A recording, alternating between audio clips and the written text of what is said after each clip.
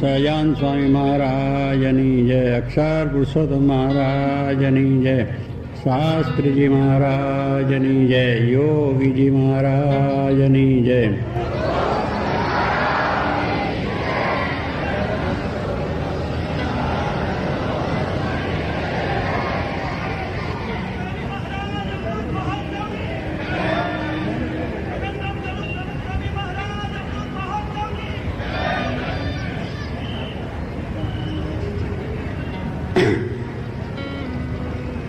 પૂજ્ય યોગીજી મહારાજ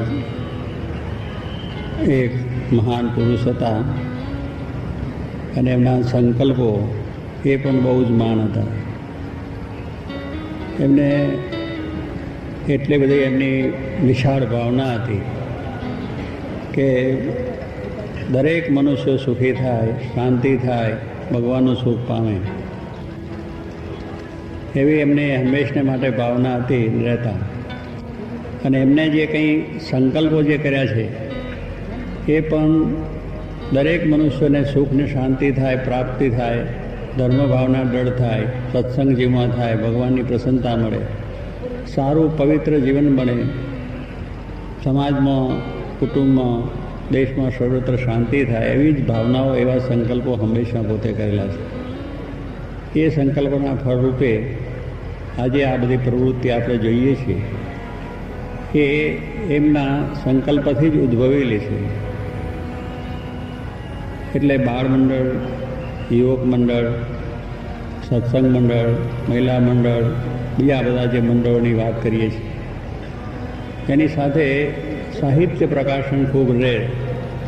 ભગવાન શ્રીજી મહારાજનું જ્ઞાન છે એ દેશ પરદેશની અંદર, આખી દુનિયાની અંદર, બ્રહ્માંડની અંદર પ્રવર્તે, એ પણ એમને જ એક સંકલ્પ હતો કે આપણું જે સાહિત્ય છે, મહારાજના જે સિદ્ધાંતો છે, મહારાજના જે નિયમો છે, એ પણ દરેક મનુષ્યો સુધી પહોંચે. અને શ્રીજી મહારાજની પણ ખૂબ જ વિશાળ ભાવના હતી. અને એમને જે શિક્ષાપત્રી લખી છે એમાં પણ શ્રીજી મહારાજે લખ્યું કે આ શિક્ષાપત્રી હું જે લખું છું એ સર્વ જીવ હિતાવહ, દરેક મનુષ્યોના કલ્યાણ માટેની વાત કરી. એમાં એમને પણ કોઈ એવો નાત જાતનો ભેદ રાખ્યો નથી કે આ ધર્મના સુખી થાય, આ ધર્મના ન થાય. દરેક ધર્મના મનુષ્યો, દરેક જ્ઞાતિ જાતિના મનુષ્યો, દરેક ગામના, દરેક દેશના, અને એ બધાનું સારું થાય એને માટે હું શિક્ષા લખું છું. અને એની અંદર પણ લખ્યું છે પણ એવું જ છે કે જેથી કરીને દરેક મનુષ્ય જો એનું પાલન કરે તેને શાંતિ જરૂર થાય. એને કુટુંબિક અને સામાજિક અને રાજકીય રીતે પણ એના જીવનની અંદર જો આ શિક્ષાપત્રી હોય તો એમાં પણ એને શાંતિ રહે. અને આધ્યાત્મિક લાભ તો એની અંદર છે જ કે એનું જે પાલન કરે છે એને સર્વ પ્રકારે ભગવાનની પ્રસન્નતા થાય, એવો આદેશ શિક્ષાપત્રીમાં શ્રીજી મહારાજે આપ્યો છે. એટલે સર્વજીવિતા હોય એટલે એમને તો કોઈ એવો સંકલ્પ નાનો નથી રાખ્યો કે દરેક મનુષ્ય થાય. એટલે એમને જે વચનામૃતનું જ્ઞાન આપ્યું છે એ પણ દરેક શાસ્ત્રોનો સાર છે, નિચોડ છે. અને વચનામૃતના જે તમે વાંચો, જેમ જેમ વાંચો એની અંદર તમને ખૂબ ઊંડાણથી સારો અંદરથી રહસ્ય સમજાય. અને બધી રીતના આપણે જે કરવાની વાત છે એ પણ આપણને ધીરે ધીરે એમાંથી પ્રાપ્ત થાય છે. એવો એક તત્વજ્ઞાનનો જ્ઞાનનો કહો કે એની અંદર ધર્મ, જ્ઞાન, વૈરાગ ને ભક્તિ, એ ચારેય વસ્તુ આપણને દ્રઢ થાય એવી વાત મહારાજે આપી છે. વચનામૃત ગ્રંથ એવો છે કે એની અંદર ધર્મની પણ વાત છે, જ્ઞાનની વાત છે, વૈરાગની છે અને ભક્તિની વાત છે. એટલે એ શ્રીજી મહારાજ પોતે આ લોકમાં જ્યારે આવ્યા ત્યારે એક સંકલ્પ લઈને આવ્યા હતા, એક એકાંતિક ધર્મનું સ્થાપન કરવું. એમનો એક સંકલ્પ હતો એકાંતિક ધર્મ. એટલે એકાંતિક ધર્મ એટલે શું કે આપણને સહેજે થાય કે આપણે ધર્મની તો વાત કરીએ છીએ, ફરી એકાંતિક ધર્મ શું? તો આને મહારાજે કહ્યું કે જેમાં જેની અંદર ધર્મ દ્રઢ હોય, જ્ઞાન દ્રઢ હોય, વૈરાગ દ્રઢ હોય અને ભક્તિ દ્રઢ હોય, ચારે વસ્તુ જેની અંદર દ્રઢ હોય એ એકાંતિક કહેવાય અને એ એકાંતિક ધર્મ કહેવાય. અને એ એકાંતિક ધર્મનું સ્થાપન કરવા માટે હું પૃથ્વી પર આવ્યો છું કે જીવોનું કલ્યાણ થાય. એકાંતિક ધર્મ એને ભાગવત ધર્મ પણ કહેવાય છે અને એ બ્રાહ્મી સ્થિતિ માટેનું એ પણ છે. કે એકાંતિક ધર્મ સિદ્ધ થયો એટલે બ્રાહ્મી સ્થિતિ પામ્યો. કારણ કે એમાંથી બધા દુર્ગુણો નીકળી જાય. જેમાં ધર્મ હોય, જ્ઞાન હોય, વૈરાગ હોય એટલે પછી કોઈ વસ્તુ તો રહેતી, એમાં ભગવાન પરાયણ જ આખું જીવન બની જાય છે. એટલે ધર્મ, જ્ઞાન, વૈરાગ, ભક્તિ એને એકાંતિક ધર્મ એનું સ્થાપન કરવા માટે શ્રીજી મહારાજ કહ્યું છે. નિષ્કામ સ્વામી લખ્યું છે કે શ્રીમદ એકાંતિક ધર્મ પ્રવર્તક શ્રી સહજાનંદ સ્વામી, નિષ્કામ સ્વામીએ ભક્તિદાનમાં લખ્યું છે કે ભગવાન શ્રીજી મહારાજ આ પૃથ્વી પર આવ્યા છે એકાંતિક ધર્મનું સ્થાપન કરવા માટે. અને એકાંતિક ધર્મ એ જ મોક્ષ પ્રાપ્તિ માટેનું સાધન. એ વસ્તુ આપણને મહારાજ કરી છે. કારણ કે બીજા બધા ધર્મો છે એનું સ્થાપન તો કરવા માટે મહાન પુરુષો આવે છે, અવતારી પુરુષો આવે છે. મહારાજ કે ધર્મોની પણ જરૂર છે. વર્ણાશ્રમ ધર્મ, વર્ણ અને આશ્રમના જે ધર્મો છે એ પણ આ પ્રમાણે મહાન પુરુષો છે એનું આમ પ્રતિપાદન કરે છે. વર્ણ આશ્રમ એટલે વર્ણ આપણે 4 વર્ણ કહીએ છીએ, 4 આશ્રમો કહીએ છીએ. એટલે બ્રાહ્મણ, ક્ષત્રિય, વૈષ્ણવ, શૂદ્ર આ 4 વર્ણ ગયા. દરેકના એમાં ધર્મો લખેલા છે. શાસ્ત્રો, ધર્મશાસ્ત્રોમાં પણ લખેલા છે. અને બધાની અંદર એ વસ્તુ આવે છે કે એ પ્રમાણે જે પોતપોતાના ધર્મમાં વર્તે તો મનુષ્યને શાંતિ સુખ રહે. આશ્રમ ધર્મ પણ કયા છે, 4 આશ્રમ કયા છે. એક તો પહેલો બ્રહ્મચર્ય આશ્રમ, કે બ્રહ્મચર્ય આશ્રમની અંદર મનુષ્યએ 25 આપણી 100 વર્ષની આયુષ કળિયુગમાં લખી છે. એટલે 25 વર્ષ સુધી માણસે બ્રહ્મચર્ય જ પાલન કરવાનું. એટલે છોકરો મોટો થાય પછી ગુરુકુળમાં મૂકવામાં આવે કે ઋષિ આશ્રમની અંદર હંમેશા રહે. ત્યાં આગળ એને સંયમ નિયમના પાઠ કરી ભયે સુવાનું અને પોતાની રીતે પોતાનું કર્તવ્ય કરવાનું અને બ્રહ્મચર્યનું પાલન કરવાનું. એટલે એમાંથી એ બ્રહ્મચર્યમાં એક તાકાત રહેલી છે. કારણ કે એક શરીરનું તાકાતવાન એ વસ્તુ છે. અને એનાથી જે એની બુદ્ધિ ખીલે છે, એની તેજસ્વીતા આવે છે, એની મેમરી કહેતા એની જ્ઞાન શક્તિ, એની બુદ્ધિ શક્તિ પણ એમાંથી ખૂબ વધે છે. એટલે એનું પાલન એ હંમેશા માટે એ ગુરુઓ એને સારી રીતે દ્રઢ થાય એવું પણ એને કાયમ ધ્યાન રાખી અને એવો આદેશ, એવું વર્તન, એવો વિચાર પણ આવતા. એટલે એ રીતે બ્રહ્મચર્ય આશ્રમ પૂરો થાય એટલે વિદ્યા અભ્યાસ પણ સાથે પૂરો થાય. કારણ કે વિદ્યાર્થી અભ્યાસની અંદર બાળકને, યુવકને બીજી કોઈ જગતની પ્રવૃત્તિ નહીં, કે ત્યાં કંઈ નાટક નહીં, ચેટક નહીં, કંઈ તમાશા નહીં, જોવાનું નહીં, કાંઈ નહીં, હરવાનું નહીં, ફરવાનું નહીં, સફરો મારવાનું નહીં, કશું જ નહીં. એને એક જ ત્યાં આગળ વિદ્યાની સાધના, વિદ્યાની સાથેનો સંબંધ, બીજું કાંઈ નહીં. ને ગુરુની આજ્ઞા, આદેશ અને એ પ્રમાણેની સેવા, આટલી જ વસ્તુ કરે. એના મા બાપ સાથેનો પણ સંબંધ ના હોય, કુટુંબ સાથેની પણ વાત ના હોય, બીજું એલફેલ ન હોય કે ચાલો હોલિડેમાં જઈને પાછું ફરી આવું છે, એ પણ ન હોય. અત્યારે આપણા વિદ્યાર્થી જીવનમાં જોઈએ છીએ કે આવી વસ્તુ કાંઈ જ નથી. કે એનું બ્રહ્મચર્યનું પાલન થાય એ વસ્તુનો કોઈ નિયમ જ નથી. માણસને ફરવું, એમ છોકરાઓ ફરે બીજું ત્રીજું. એટલે અભ્યાસ કરતાં કરતાં તો 4 વખત તો ટૂર મારી આવે, આમ ફરી આવે, આમ ફરી આવે, તેમ ફરી આવે, જોઈ આવે બધું. આવું જોઈએ પછી વિદ્યાની સાથે સાધના, વિદ્યાની સાધના ક્યાંથી થાય? એકાગ્રતા વગર કોઈ વસ્તુ સિદ્ધ થતી નથી. આજે છોકરાઓ હતાશા, નિરાશા, સ્કૂલમાં પાસ નથી થતા, ચોરીઓ કરવી પડે છે, ધમાલ કરવી પડે છે અને એકદમ તોફાનમાં ચડી જાય છે. કારણ કે એનું મૂળ આ છે કે બ્રહ્મચર્યનું સ્ખલન થાય એટલે માણસને પછી કોઈ જાતની શક્તિ રહેતી નથી. એટલે ઉશ્કેરાટમાં આવી જાય અને આવી રીતે બધું ધમાલ કરી નાખે. પણ જો એને ખરેખર એ પાલન હોય તો એની યાદશક્તિ પણ રહે, વાંચે એટલે તરત યાદ રહી જાય. પછી એને સ્કૂલની અંદર, કોલેજની અંદર શિક્ષક, પ્રોફેસર જ્યારે આપણે લેસન આપતા હોય ત્યારે પણ એને આમ એ જે કહે એટલું સાંભળે એમાં તૈયાર એને થઈ જાય, ઘરે જઈને વાંચવું પણ ના પડે. અને પરીક્ષા વખતે પણ એને કોઈ એવી મુશ્કેલી થાય નહીં કે તરત પેપર આવ્યું આમ જોઈ લે, એની સાથે ફટ લખી નાખે, વ્યવસ્થિત રીતે લખી નાખે. કારણ કે એને પેલું જે સંયમ નિયમના પાઠમાં દ્રઢ છે અને આ મારે પાલન કરવું છે. અને વિદ્યાની સાથે એને એટલે વિદ્યાની સાધના, મેં કહ્યું એટલે એને વાંચવું, લખવું, ભણવું, આ જ વાત. આજે છોકરાઓ બીજી ઘણી જાતનું વાંચે છે, એમના અભ્યાસ વગરનું પણ વાંચે છે. અને તે વાંચે છે તો બધું બીજું વાત એવા સારું વાંચતા તો વાંધો નથી, પણ જેની અંદરથી આપણા મનની અંદર વિકારો ઉત્પન્ન થાય, જેની અંદરથી આપણા બ્રહ્મચર્ય પણ નાશ થઈ જાય, જેની અંદરથી આપણને ખોટા અને આવા ખરાબ વિચારો ઉત્પન્ન થાય એવું વાંચન. એની વાંચન કરવાથી પછી માણસને શક્તિ બધું ક્યાંથી રહે, ખરાબ જ આખું સમાજ ઊભો થાય, બીજું શું થાય? એ વસ્તુ આપણે ત્યાં નથી, એ આજે દૂષણમાં આવે છે. એટલે આજે જે વિદ્યા અભ્યાસની મેં કહ્યું એમ સાધના એટલે સાધના, તો જ માણસ સફળ થાય ને તો સફળ થઈ શકે ને. એટલે 25 વર્ષ સુધી એને વિદ્યા ભણવા માટે એમાંથી બધી જાતના પછી જે આપણે ડિગ્રીઓ મળે છે એ ડિગ્રીઓ પાસ થઈ જાય 25 વર્ષની અંદર. જે લાઈન લેવી, ડૉક્ટરી લાવે, એન્જિનિયર લાઈન લેવી હોય, પછી એકાઉન્ટની લાઈન લેવી હોય, બીજી ઘણી લાઈનો આપણે જોઈએ છીએ, એ બધી અંદરનો એ પ્રવીણ થઈ જાય છોકરો. એક તો આચાર વિચારથી શુદ્ધ થઈ જાય અને પોતે ચારિત્રવાન એ છોકરો તૈયાર થઈને આવે અને સાથે પોતાના અભ્યાસમાં સફળતા થાય. કારણ કે આ રીતે એ તૈયાર થયેલી વસ્તુ છે.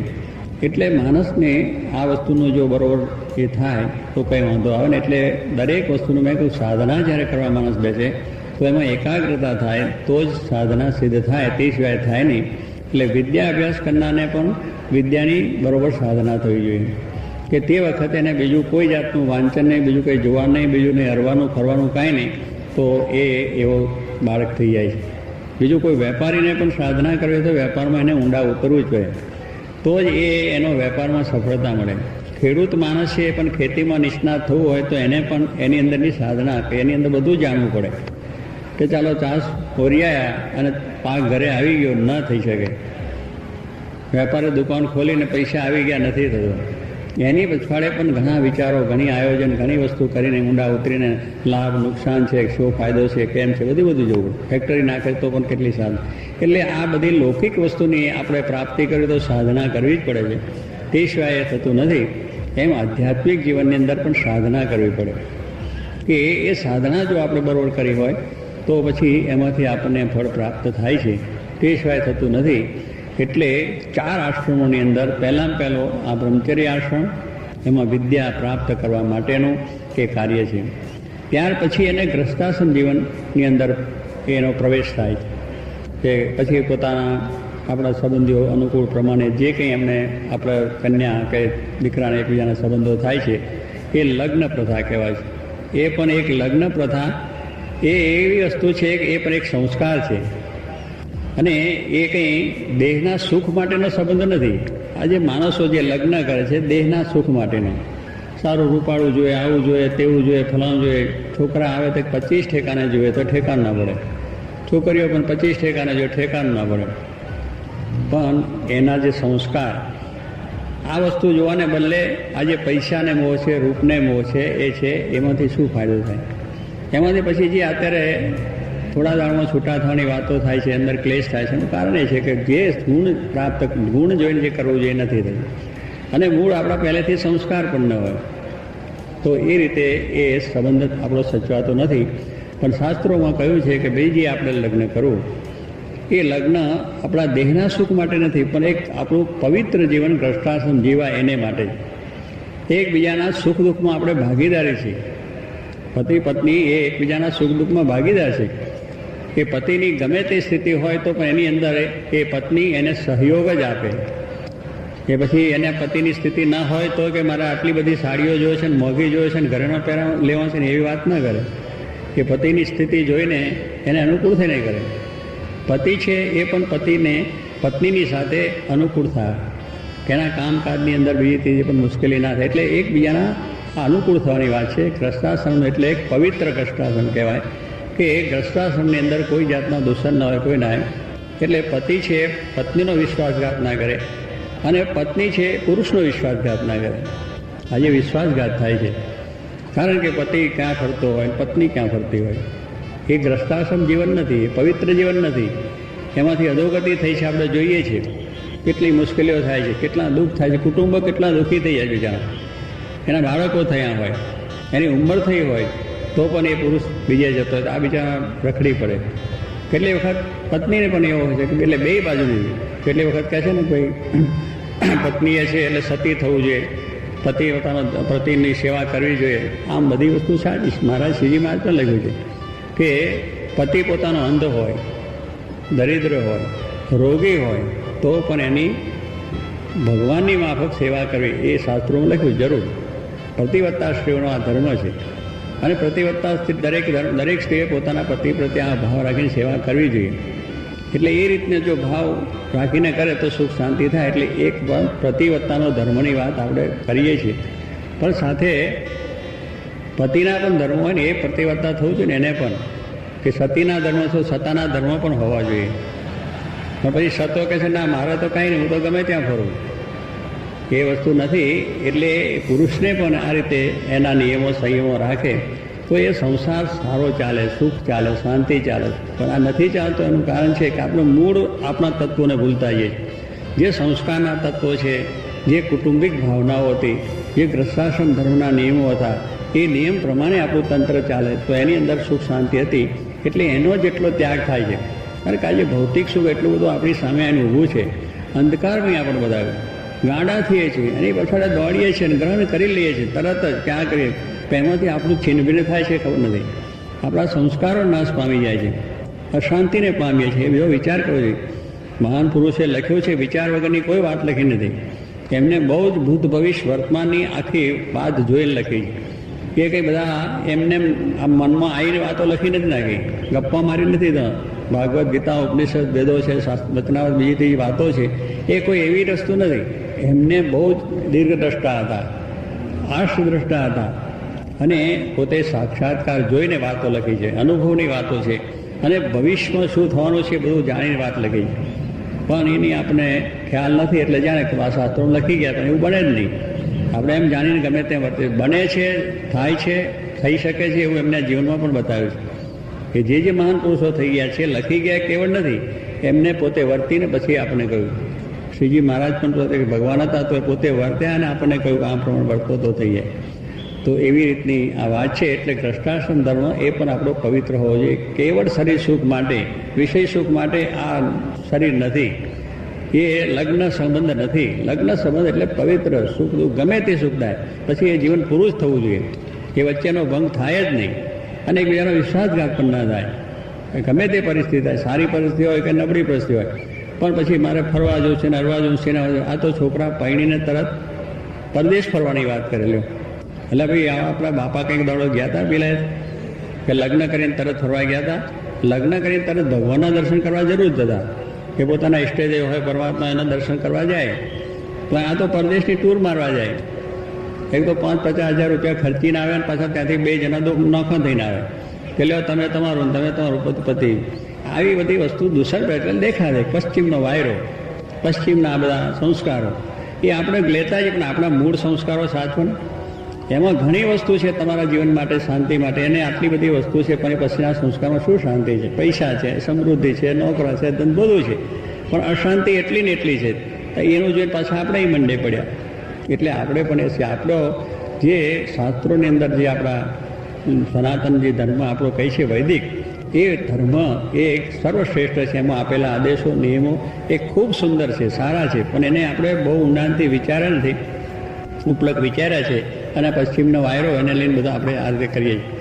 એટલે કહેવાનું છે કે આવું આપણે થઈ જાય કે લગ્ન કર્યા પછી પણ ભગવાનની ભક્તિ થાય, ભગવાન વિશેનો પ્રેમ થાય, જે કંઈ આપણા મંદિરો એના દર્શન થાય. પણ પરદેશો જઈને દોડીને ત્યાં જઈને ફરી કરીને શું કરે? પૈસા ખર્ચવાના અને ખોટા સંસ્કાર લઈને આવવાના. પૈસા ખર્ચવાના અને શરીર બગાડવાનું. કેટલી વખત આપણે છે ખાવામાં કંઈ વિવેક નથી હોતો, બધું ખાવા જઈએ છે, મોસાર ખાઈ લઈને, ભક્ષ્ય વસ્તુ ખાઈ લઈને, બધું પૈસા ખાઈને પાછો રોગ પેદા કરવાનો. પૈસા ખર્ચીને આંખોનો તેજ ખોવાનો, પૈસા ખર્ચીને મનની સ્થિરતા ગુમાવવાની. આવી આપણી પરિસ્થિતિ થઈ છે. તારા શાસ્ત્રોએ આ બધા નિયમ કર્યા છે કે ભાઈ આ નાખો, મનની સ્થિરતા રાખો, કે તમે એવી રીતે તમારું જીવન જીવો કે તમારા મનને શાંતિ રહે. અને મન છે એ ભગવાનની અંદર જો આપણે હંમેશા રાખીએ તો મન એ આપણું સ્થિર થાય. બાકી મન પૈસાથી કે વૈભવથી એનાથી શાંતિ નહીં થાય. શ્રીજી મહારાજ કહ્યું કે ભગવાનની મનને સ્થિર કરવા માટે, મનને વશ કરવા માટે બીજો કોઈ ઉપાય નથી. ભગવાનની નવધા ભક્તિ ગઈ. એ ભક્તિમાં તમારું મન હંમેશા રહે, પરમાત્માના વિશે રહે, સારા વિચારો હંમેશા તમને રહેશે અને શાંતિ થશે. તો આ રીતે આપણે જો કરીએ તો આપણું મન પણ ઠેકાણે રહે, આપણું શરીર પણ ઠેકાણે રહે, આપણા ઇન્દ્રિયો પણ ઠેકાણે રહે, અને આપણે બધું થાય. એટલે બીજી બધી વસ્તુ આપણામાં ના આવતો, આપણા કાર્ય પણ કરવાનું છે. આપણે નોકરી છે, ધંધો છે, વ્યવસાય છે, બધું જ કરવાનું છે. એ પણ નિયમો, નીતિ નિયમની ધોરણ રાખીને કરીએ તો ધંધામાં પણ શાંતિ રહે, નોકરીમાં પણ શાંતિ રહે, આજે બધે નથી શાંતિ એનું કારણ શું કે નીતિ નિયમનું ધોરણ નથી. કેમ કરીને પૈસા મળી જાય, કેમ કરીને હું કરોડપતિ થઈ જાઉં, એક દાડાની અંદર બંગલા મોટરો થઈ જાય, આ ભાવના છે. પછી કેવી રીતે વર્ત? એ તો ખોટું જ કરવું પડે, ખરાબ કરવું પડે. એકબીજાને મારવું, ઉલ્લે ઉઠવું, ધમાલ, બીજું ત્રીજું, અને કાળા બજાર, ધંધા બજાર, ભેળસેળ, આ બધું થાય છે એનું કારણ એ છે. માણસને ખબર છે કે આ હું કરું છું, બીજાનો આમાં મૃત્યુ છે. ભેળસેળ, આજે ખાદ્ય પ્રદૂષણની અંદર ભેળસેળ ચાલે છે. કેવી વસ્તુ કહેવાય આપણે કે પૈસા સારું, એ પૈસા એને પણ રહેવા નથી, એનું શરીર પણ છૂટી જવાનું છે. પણ માણસને એટલી આસક્તિ છે, ગમે તેમ કરે મને પૈસા મળે છે, બીજો ભલે દુઃખી થાય. આજે દવાઓની અંદર ભેળસેળ, ખાદ્ય પદાર્થોની, ઘી, તેલ પદાર્થોની, મરચું, મીઠું બધાની અંદર થઈ ગયું. માણસની આરોગ્યની દ્રષ્ટિએ કોઈ જોતું જ નથી, પૈસાની સામે જોઈએ. પછી આ બધું કરીને મેળવીને કરવાનું શું છે? એટલે આ પરિસ્થિતિની અંદર આજે આપણે ભીડાયા છે અને એને કરીને અશાંતિ થાય છે. એટલા માટે ભગવાન શ્રીજી મહારાજે ખૂબ સુંદર આપણને વાત આપી છે. આપણા ધર્માચાર્યો થઈ ગયા એ મહાન પુરુષોએ આપણને આ વાત આપી છે. એને વાંચો, એનો માટે વિચાર કરો, એને માટે સમય કાઢો. આજે માણસ કહે છે અમારો સમય નથી, પણ સમય તો ઘણો મળે છે. આપણે ઘણી રીતે પાર્ટીઓમાં જઈને કલાકો ખોઈએ છીએ, ઘણી રીતે આપણે બીજા ટોળ ટપ્પો મારીને પણ સમય કરીએ છીએ, ઘણી જાતનો ક્લબોમાં જઈને પછી બધું ઘણું જાતનું થાય છે. એમાં સમય ઘણી જાતના આપણે જાય છે, પણ મંદિર કે આ શાસ્ત્રોને વાંચીને જે પાછી વૃત્તિવાળાની વાત છે એમાં ટાઈમ નથી. એટલે જ આપણે આ વસ્તુ દુઃખ થાય છે. માટે આપણે શ્રીજી મહારાજના આદેશો, સિદ્ધાંતો છે એને આપણે જીવનમાં ઉતારીએ, અને એ જો ઉતારીશું તો આપણને સર્વ પ્રકારે સુખ, શાંતિ બધી થઈ છે. એમાં કોઈ જાતનું થાય. એટલે આ માર્ગ જ ખોટો છે અને આપણા સંસ્કારો ખલાસ થાય છે, એને દુઃખી આપણે થઈ. એટલે જેને કે મૂળ વસ્તુ છે, આપણે મૂળ સાચવતા નથી, નકલી વસ્તુમાં ચાલ્યા ગયા. આ બધી નકલી છે. સંસારનું સુખ અત્યારે જે ભૌતિક સુખ વધ્યું છે, મળ્યું છે, એ બધું નકલી છે. એ ટીવી હોય કે રેડિયા હોય કે પછી બધું જે જાતનું હોય એની અંદરથી જોવાનું, સાંભળવાનું, એમાંથી બધા આપણા સંસ્કારો ચાલી જાય છે. એટલે એને તો તિલાંતી આપીએ તો જ સાચું. દૂરથી જ દર્શન કરવા, નાગા માણસને દૂરથી દર્શન કરવા પડે, નજીક ગયા તો માર પડે. એટલે એની પાસે કોઈ જવાય નહીં, બેસાય પણ એની વાત સંભળાય નહીં. એમ આ દૂરદર્શનથી જય સ્વામિનારાયણ કરવા પડે. એમાંથી આપણે બહુ વધારે પડતો રસ લઈએ. વિવેક નથી. આપણે દરેક વસ્તુની અંદર જો વિવેક હોય તો એ જ વસ્તુ આપણને છે. આપણે કંઈ સાયન્સ કે વિજ્ઞાનની કોઈ આપણે એ નથી કરતા કે ખરાબ વસ્તુ. વિજ્ઞાનથી ઘણું સારું આપણને મળ્યું, એનાથી સારો આપણને લાભ પણ થયો છે, અને એ લાભ આપણે લેવો જ જોઈએ. પણ એની અંદર વિવેક જો જાય તો એની વસ્તુ આપણને નુકસાન કરે છે. આપણે એની વસ્તુ આપણે નુકસાન કરી નાખે છે. અને એને જો બરાબર સારી રીતે એવા પડી જાય તો શાંતિથી આપણું કામ થાય છે. પણ વિવેક ચૂક્યા, એટલે વિવેક ચૂક્યા એનું કારણ શું કે ભગવાનના આદેશો, સિદ્ધાંતો, નિયમોને ચૂક્યા એટલે વિવેક ગયો. પછી વિવેક રહ્યો નહીં કે આ આનાથી સારું થાય, ખોટું થાય, કેમ કરીને મને પૈસા, સત્તા મળે, એ જ વસ્તુ પર તાન રહ્યું. પણ પૈસા અને સત્તા, એનાથી શાંતિ નથી, સુખ નથી, આનંદ નથી. શાંતિ ને સુખ ભગવાનની છે. માટે દરેકનું સારું થાય, દરેકનું ભલું થાય, બીજા સુખી થાય એમાં આપણું સુખ છે, બીજાના આનંદનો આપણો આનંદ છે. આ ભાવના જે આપણે પ્રગટવી જોઈએ, એ પ્રગટે તો જ શાંતિ સુખ થઈ જાય છે. એવી એ મહાન પુરુષોએ પોતાના જીવનમાં વર્ત્યા છે. આપણને આદેશ આપ્યો. યોગી મહારાજ, શાસ્ત્રી મહારાજ, 500 સંતો, શ્રીજી મહારાજ કે આ ભારતના જે મહાન સંતો થયા છે એમના જીવન સામું તમે જુઓ, એમની કેટલી સરસ ભાવનાઓ હતી. અને એ ભાવનાથી, અને એ જે આપણા વડવાઓ છે એ પણ કેટલી શાંતિથી રહેતા હતા. એમની પાસે કંઈ આટલા વૈભવ નહોતા, ત્યારે આટલું બધું કંઈ નહોતું જાહો જલાલી, તો પણ પરમ શાંતિથી રહેતા. થોડામાં પોતાનો નિર્વાહ કરતા. સાદય, પવિત્રતા, જીવનમાં સાદય નથી. આ તો કેટલી જાતના મોત ને શોખ ને બીજું ત્રીજું બધું હોય છે. 100 જાતના કપડાં, 100 જાતના જોડા, ક્યારે પહેરવાનું, ક્યારે કાઢવાનું, ક્યારે એની માથાકૂટમાં પડવાનું. જગ્યા રોકે ઘરમાં, પછી જરૂર છે એટલું રાખો, જરૂર છે એટલાથી જીવન ચાલે છે, પછી વધારે ભેગું કરવાની જરૂર ક્યાં? પણ એ બધી ભાવનાઓથી આજે આપણે દુઃખી છીએ. પણ એ વસ્તુ આપણને પહેલેથી શીખવાડ્યું છે. એટલે અસલ વસ્તુ સાચવો. મારું કહું અસલ વસ્તુ જે મહારાજે આપણને આપી છે એ વસ્તુને જો આપણે નિયમ, એટલે આપણા સંસ્કાર છે, આપણા જે ભગવાનરૂપી સંપત્તિ કહીએ છીએ, એમને જે આપેલા નિયમો છે, એમને આપેલો જે ધર્મ છે, એને આપણે જેટલો સાચવીશું, એનું જેટલું પ્રવર્તન કરીશું, જેટલું પ્રસારણ કરીશું, લોકો સુધીને પહોંચાડશું, તો એ બધાની અંદર એવો સમાજ થશે તો દરેક સમાજને શાંતિ થશે, રાષ્ટ્રને થશે, દુનિયાને પણ શાંતિ થશે. શાંતિનો ઉપાય ભગવાને આપણે બધા શાસ્ત્રો બતાવ્યો, અને એ જ શાંતિનો સાચો ઉપાય છે કે પાછી વૃત્તિવાળો સંયમ રાખો અને બીજાનું ભલું કરવાની ભાવના કરો. જે કંઈ તમને બુદ્ધિ શક્તિ આપી છે એનાથી સારું થાય અને આત્મકલ્યાણ થાય. આત્મકલ્યાણનો માર્ગ આપણો પહેલો છે કે આપણું શરીર છે એ આત્મકલ્યાણ માટે છે અને ભગવાનની ભક્તિ કરીને એ આત્મકલ્યાણ આપણે પ્રાપ્ત કરવું છે. સાથે સાથે સમાજમાં છે તો સમાજનું પણ સારું થાય એ ભાવના પણ આપણે રાખવાની શ્રીજી મહારાજે આપણને કહ્યું છે. તો એ વસ્તુ આપણા જીવનમાં જો હશે તો આપણું બધું જ ગ્રસ્તાશ્રમ જીવન પણ સુખી થશે અને બીજી રીતે આપણને શાંતિ થશે. મારા ત્રીજો આપણે કહ્યું છે વાનપ્રસ્થ આશ્રમ છે કે 51 વર્ષ 51 એટલે વનમાં પ્રવેશ થયો આપણો. એટલે વનમાં પ્રવેશ થયા પછી બીજું બહુ આપણા પ્રવૃત્તિ ઓછી થવી જોઈએ. પછી જે કંઈ પ્રવૃત્તિ કરતા એ ઓછી થવી જોઈએ. જેમ સરકાર આપણને 58 વર્ષે રિટાયર કરે. રિટાયર એટલે ભાઈ હવે તમે બહુ મારી નોકરી કરી તો ઘરે બેઠા તમે ભજન કરો અને જે પેન્શન મળે એમાં તારું જીવન પૂરું કરો એટલા માટે છે. પણ તો પછી આપણે ઉપાર્જન કરીએ પછી ઉપાધિ થાય કે ના, પછી મોટી ઉંમરે આપણે પાછું કંઈક વેપાર કરીએ, ધંધો કરીને ખોટ જાય એટલે જેટલા આપણે પૈસા સરકારમાંથી બચાવીને મળ્યા હોય એ બધાઈ જાય. પણ એના કરતાં એટલા બેસીને વ્યાજ ખાઈને બેસતો હતો. એટલે કહેવાનું છે કે એમ સ્વામી આપણા આશ્રમમાં બધા ભાઈ 51 વર્ષ તમે 25 વર્ષ સુધી પ્રવૃત્તિ કરી, ભ્રષ્ટાશ્રમ કર્યો, નોકરી ધંધો વ્યવસાય કરો, પછી છોકરા મોટા થયા એમને વ્યવહાર સોંપીને તમે તમારી માટે આધ્યાત્મિક લાભ જેટલો થાય, જેટલું સામાજિક સેવા થાય, જે કંઈક આપણી કુટુંબિક જરૂર હોય સેવા થાય એ બધી કરો. પણ એમાં પછી ભગવાન પરાયણે જીવન થાય, પરોપકાર પરાયણ થાય. પછી પ્રવૃત્તિમાં રસબસ નહીં, આ કરું તે કરું, પછી બેઠા બેઠા નવરા થયા શું થયા કે કોઈને પૈણાવું, કોઈને પસ્તાવું, કોઈને રંડાવું, કોઈનું સાચું કરું, કોઈનું ખોટું કરું. ગામમાં પછી એ ચાલે છે. પંચાયત ભેગા થઈને આ પંચાયત કરે એટલે એ બધું કરવાનું નથી. આ શાસ્ત્રોનો નિયમ છે એને જો સાચવીએ તો કોઈ જાતનો વાંધો નથી. આ તો ચોરે ચોટે બધા બેસી રહે પણ ભગવાનના મંદિરમાં જઈને માળા ફેરવા ના બેસે કે સારા કામની પ્રવૃત્તિ ના કરે કે આવો આમ કરે છે, આનું આમ કરે, માટે આમ કરો. એટલે ન ઝઘડો તો ઝઘડો ઊભો કરે. આજે ગામો ગામ ઝઘડા ઉત્પન્ન થાય. બધું પંચાયતનો કાયદો બહુ સારો છે. જે કંઈ પંચાયતનો પણ આજે લોકો પંચાયત જુદી જાતની કરે, એકબીજાને પછાડો ને એકબીજાને કરો, ગામનું કામ કંઈ ન કરવું.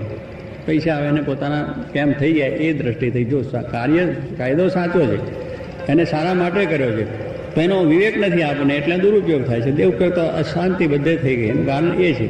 એટલે જે ભગવાને આપણે કહ્યું છે વાનપ્રસ્થ જીવનની અંદર આપણે સારું થાય એટલી પ્રવૃત્તિ કરીએ, દરેકનું સારું થાય, ગામમાં શાંત રહે, સંપરે, કોર્ટ કચેરીઓ ના થાય, કોઈને દુઃખ ના થાય, તો બધું આખું ગામનો ઉદ્ધાર થઈ ગયો. આદર્શ ગામ જેને કહી શકાય થઈ ગયું તો પછી ક્યાં અશાંતિ રહી? આદર્શ ગામ થયું તો આદર્શ તાલુકો થશે, આદર્શ તાલુકો થશે, આદર્શ જિલ્લો થશે, પછી રાષ્ટ્ર થશે, એ આપણું સ્ટેટ થશે, સ્ટેટમાંથી આપણું ભારત થશે અને ભારતમાંથી દુનિયા થશે. પણ એ આદર્શની ભાવનાઓ જો આપણે કેળવી હોય તો થઈ શકે. એ આદર્શ આપણને આપ્યો છે. કહેવાનું શું, આપણે કંઈ ગોતવા જવું પણ નથી. શ્રીજી મહારાજે આપણને બધો આદર્શ સારામાં સારો આપ્યો છે. તમે આ રીતે વર્તો એટલે તમારું જીવન સુખી થાય અને બીજાને પણ તમે સુખી કરો એવી આખી ભાવના એમને આપેલી છે. અને જોગી મહારાજની વિશે તો આપણે જોયું છે કેટલી સરસ ભાવનાઓ હતી કે કેવી વસ્તુ છે. એટલે આપણે તો બહુ જ ભાગ્યશાળી છે કે શ્રીજી મહારાજ જેવા સાક્ષાત ભગવાન એમને આપણને મળ્યા છે, એમનો આશરો છે, એમને આપેલા આદેશો આપણી પાસે છે. અને એવા જે સંત જે આદેશો રૂપ સાક્ષાત પોતે હતા એના જીવનમાં બધા જ આદર્શો હતા, એવા જોગી મહારાજ આપણને મળી ગયા. એટલે આપણે તો સહેજે છે જે થઈ શકે એવી વસ્તુ, ન થઈ શકે એવી વસ્તુ નથી. એટલે એ આદર્શોને આપણે જેટલા વધારવાના, આપણે દૃઢ પહેલાં કરવાના અને બીજા લોકો સુધી પહોંચે એવો આ પ્રયત્ન કરવાનો. એ એમનો જે સંકલ્પ હતો, બાળમંડળ, યુવક મંડળ, સત્સંગ મંડળ, આ શિક્ષણ પરીક્ષાઓ, બીજી ત્રીજી સાહિત્ય, એમાં એ છે આ આદર્શો આપણા બધા છે. એ ગમે રીતે કરીને લોકો સુધી પહોંચે, દુનિયામાં સુખ શાંતિ થાય, વિશાળ ભાવના છે. કોઈનો અવગુણ સ્વાય કે જોવો નહીં. જે સારી વસ્તુ છે એટલે શ્રીજી મહારાજ જેટલું સારું મારું એ કોઈ પણ ધર્મગ્રંથોમાં સારું હોય, મહાન પુરુષોમાં સારું હોય એ આપણે ગ્રહણ કરી લેવું. બીજી વસ્તુ એમની પાસે મૂકી દેવી. સત્સંગમાં પણ આપણે જોગી મહારાજ કહેતા કે કોઈનો અવગુણ આપણે જોવો નથી, દરેકમાં સારા ગુણ તો પડ્યા છે. બધા લોકો દરેક મનુષ્યોમાં અવગુણ બધા જ ભર્યા છે એવું નથી. એક તો ગુણ હોય એની અંદર તો એને આપણે ગ્રહણ કરી લેવો, બાકીના મૂકી દેવા તો આપણે બધી રીતના ગુણ પ્રાપ્ત થાય. પણ દરેકનું તમે જોવા માંડો તમારા ગુણ ખલાસ થઈ જાય અને અવગુણો જ નકરા આવતા જાય. પછી તમારી દ્રષ્ટિ જેવી થઈ જાય, ખરાબ દ્રષ્ટિ, ખરાબ જોવાનું, ખરાબ બોલવાનું, ખરાબ સાંભળવાનું બધું થઈ જાય. પણ સારું સાંભળો, સારું જુઓ, સારી વસ્તુ તો તમને બધું સારું જ દેખાય છે. દુર્યોધનને પૂછવામાં આવ્યું કે ભાઈ આ દુનિયા કેવી છે? એ દુનિયા બધી ખરાબ છે, નાલાયક છે, ચોર લોકો છે, ગુંડા છે, ફલાણું છે. કાંઈ પોતે હતો એવો, પોતાની દ્રષ્ટિ એવી સૃષ્ટિ દેખાતી હતી. કારણ કે એને આખું રાજ પડાવતું હતું, ભાઈઓને દુઃખી કરવાતા, બીજું ત્રીજું કરવું હતું. એટલે એ રીતે એને બધું દેખાય એવું જ. કારણ કે પોતે જે જાતના હતો એટલે એની દ્રષ્ટિમાં બધા માણસો ખરાબ દેખાતા. એકલો જ સારો છે, હું એકલો જ સારો છે એવી જ ભાવના હતી. એ કોઈ દાડો માણસ આગળ વધી શકે નહીં કે હું જ દુનિયામાં ડાયો છું, મારા જો કોઈ ડાયો નથી, હું હોશિયાર છું, એવું જે કરનાર છે એ ના કરે. એટલે ગુનાહ સ્વામી તો એટલા માટે વાત કરી છે કે બધા ડાયા છે, બધા સમજુ છે અને બધા મારા કરતાં મોટા છે, હું જ નાનો છું, મને કંઈ ખબર નથી. તો એ માણસ આગળ આવે. એ માણસના પ્રત્યે સર્વને ભાવ થાય અને પેલા માણસને એ પાછો પડતો જાય.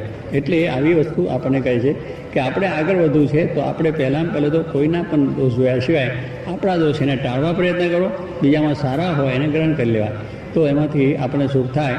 જોગી મહારાજ પણ આપણે જોઈએ છે દરેકમાં ગુણ જ દેખતા હોય, દરેકમાં સારું છે જ દેખતા હતા. એને એની એ પ્રમાણે દ્રષ્ટિ હતી. એટલે દુર્યોધનને પૂછ્યું હતા કે બધા ખરાબ છે. પછી યુધિષ્ઠિરને પૂછ્યું, યુધિષ્ઠિર ધર્મરાજા હતા, એમને કહ્યું બધા દુનિયામાં માણસ તો બધા સારા છે, કારણ કે એને દરેકમાં ભગવાન દેખાતા હતા.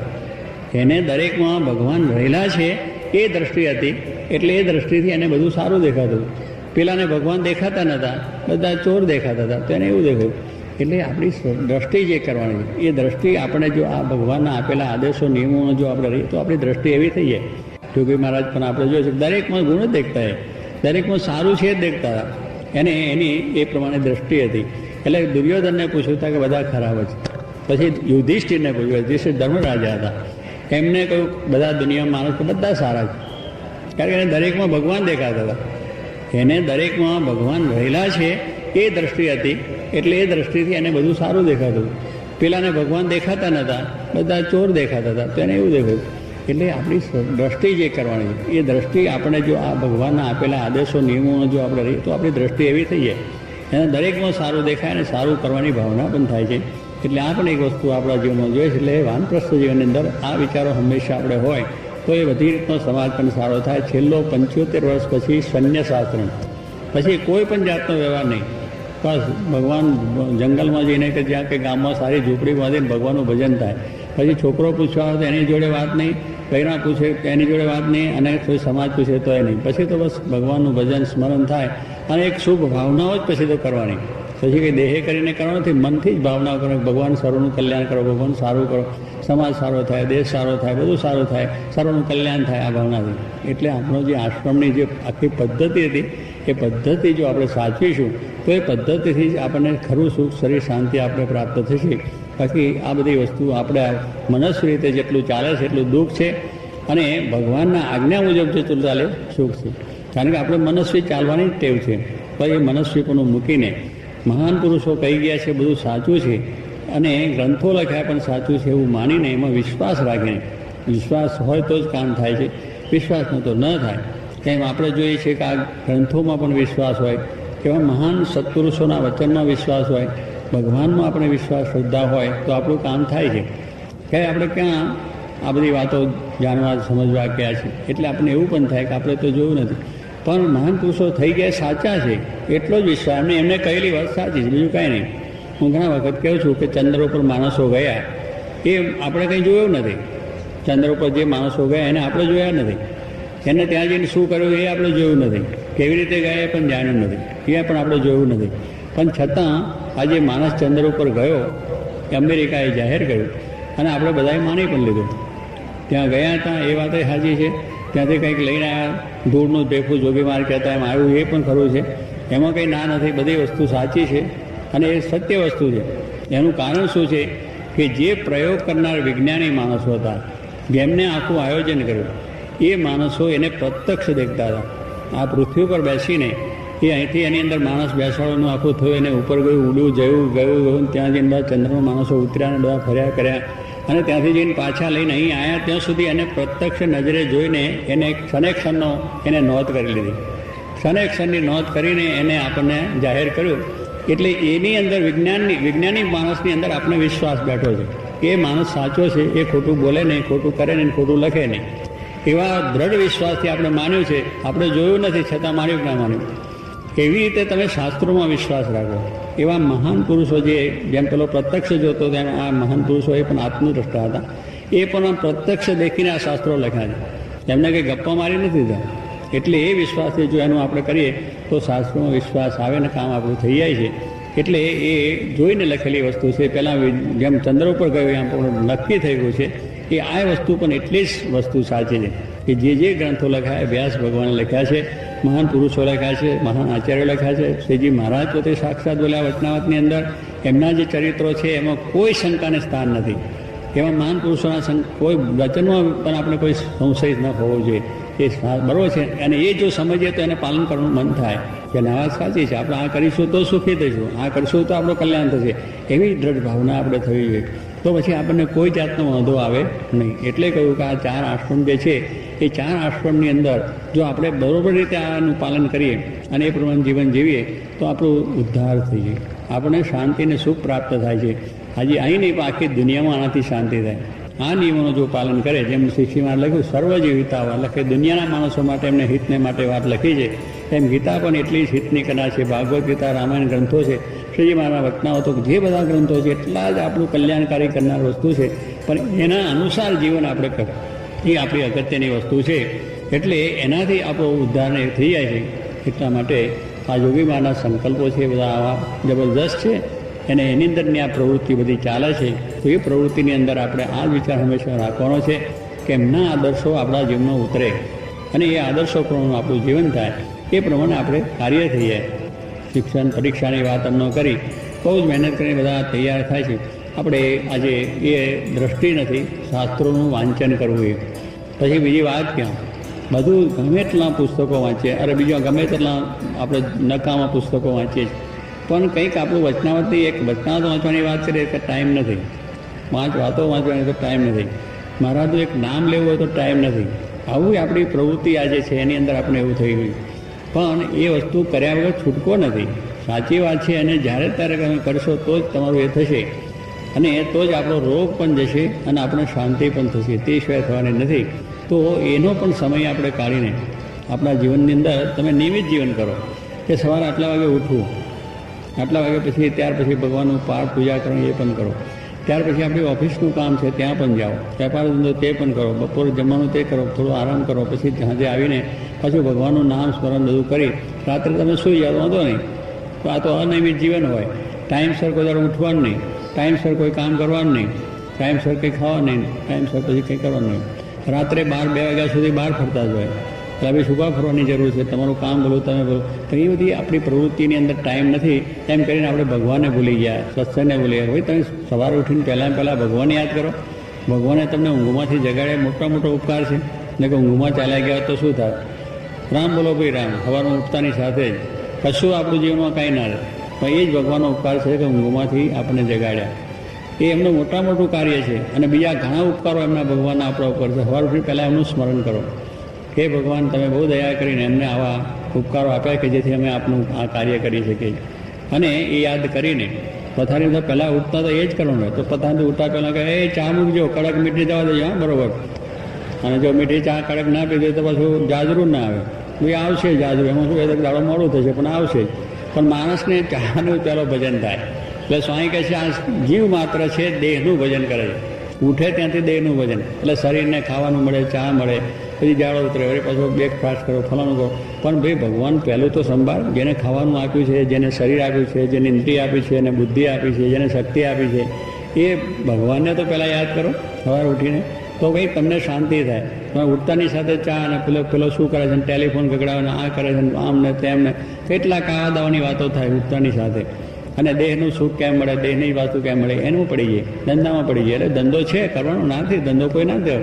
તો પહેલાં ઉઠીને સ્મરણ કરી પછી નહીં ધોઈ ભગવાનને આગળ બેસીને અડધો કલાક વાંચો, અરે પ્રાર્થના કરો, માળા કરો, પછી વાંચન કરો શાસ્ત્રોનું છે, અડધો કલાક થોડું વાંચીને પછી તમે તમારી બધે દેહનું ભજન કરો કે પછી બ્રેકફાસ્ટ કરો કે જે કરો.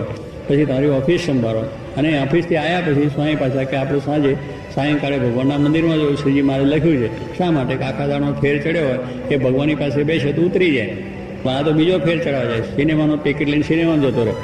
ઓફિસે જ છૂટ્યો એવો સિનેમા. કેટલાક તો દાડામાં 10 સિનેમા જોઈ નાખે, મહિનામાં 50 સિનેમા જોઈ નાખે. એટલે ભાઈ એને ક્યાં જોવાનું, એમાં ફેર ચડે છે. પણ એમ ભગવાનના મંદિરમાં જઈએ તો ફેર ઉતરી જાય. આપણે આખા દિવસના ફેર ઉતરે, શાંતિ વળે કે અંતરદ્રષ્ટિ પાછી થાય તો કેટલી બધી શાંતિ થાય. આખો સમાજ આપણા પછી કુટુંબમાં, સમાજમાં બૈરા છોકરા, કુટુંબ બૈરા, અરે આપણા બાળકો છે એ બધાને સંસ્કારો મળે ને.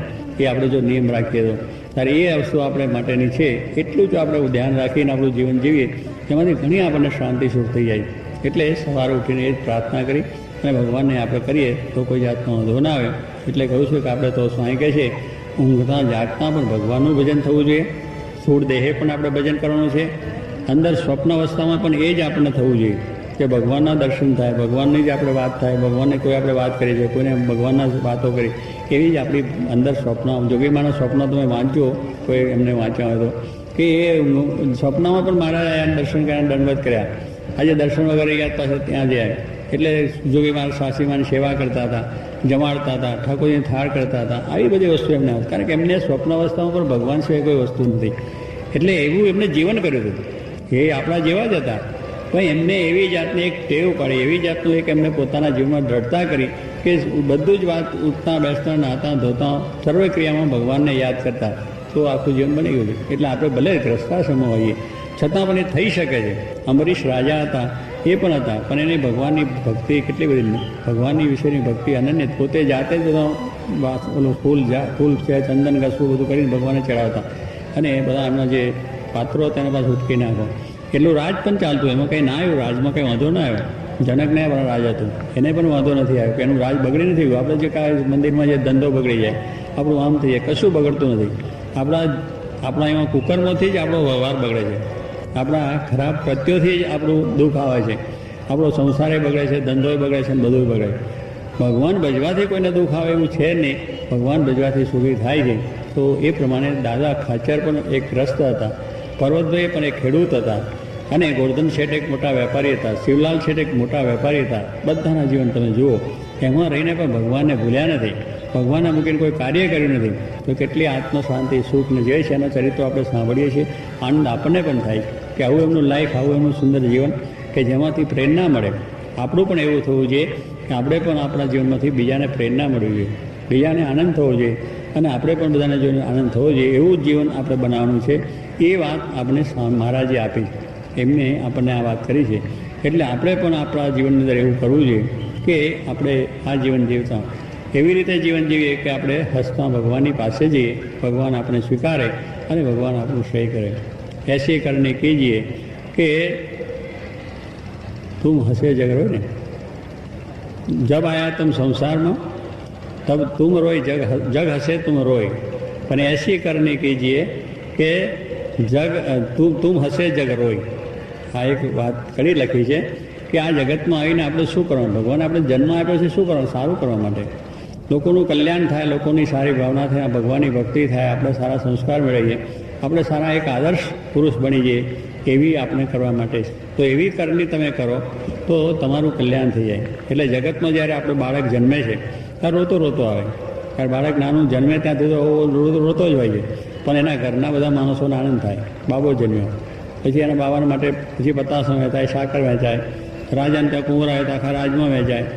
આપણે બધા હસીએ છીએ, પેલો છોકરો રડતો આવે, પણ એ ભલે તું રોતા